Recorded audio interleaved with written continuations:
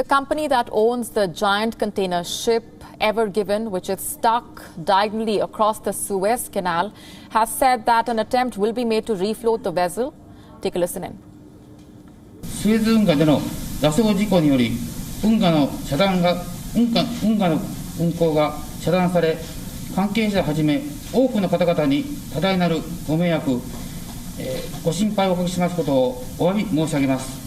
特に左舷側を中心に行い、明日日本時間の夜の離礁を目指しております。The company's president has added that 10 tugboats are deployed and workers are dredging the banks to try to get the vessel afloat again. The company is also considering removing containers from the ship to lighten the weight of the vessel. As it is a difficult operation, a complicated one, they may consider that option only if the ongoing refloating efforts are failing. The shipping company reassured that there were no signs of damage to the vessel's engines and instruments, and once refloated, it should be able to operate normally. An attempt to refloat the vessel on Friday had failed. The focus was now on dredging to remove sand and mud from around the vessel's bow. The Ever Given got stuck diagonally across the 200-meter-wide southern stretch of the canal on Tuesday morning amid high winds and a dust storm. The vessel is blocking transit in both directions through one of the world's busiest shipping routes for trade linking Asia and Europe. The 400-meter-long container ship was traveling from the Red Sea towards the Mediterranean when it twisted diagonally across the width of the canal and ran aground. The primary causes were high winds and a sandstorm that reduced visibility and rendered the ship unable to keep a straight course.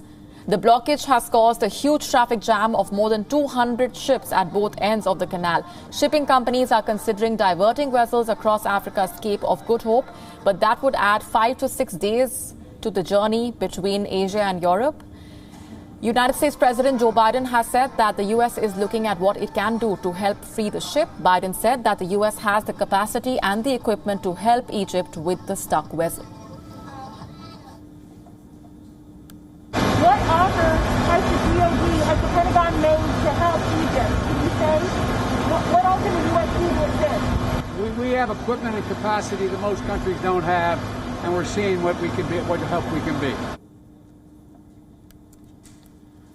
Russia, meanwhile, has seized on the blockage to promote its northern shipping route as a reliable alternative.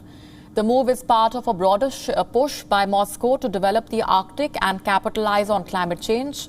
President Vladimir Putin has made Russia's Arctic region a strategic priority. Russia has invested heavily to develop the route and has channeled large sums into a fleet of icebreakers and ice-class tankers.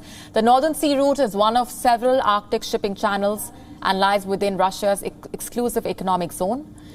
Egypt's Suez Canal Authority Chief Osama Rabi has said that strong gust winds were not the only reason for the ship's grounding. ممكن يبقى في خطأ فني هيبان في التحقيقات، ممكن يبقى في خطأ شخصي هيبان في التحقيقات، في أخطاء كتير ممكن تتركب، بس احنا مش هنقدر نجزم دلوقتي هي ايه. اللي في ايدينا دلوقتي هو بس الخطأ اللي احنا واضح قدامنا اللي هو كان الريح والساند ستورم، لكن مش هو ده الأساسي. طبعا زي ما بقول في أخطاء أخرى هتبان في التحقيقات. The Suez Canal route is reportedly more than 8,000 kilometers longer than the Northern Sea Passage. Taking the Northern Sea route can reportedly cut the journey time by up to 2 weeks. The passage is now feasible for only 3 months a year, but Russia hopes that this might change due to even more ice melting due to climate change. WION now available in your country. Download the app now. Get all the news on the move.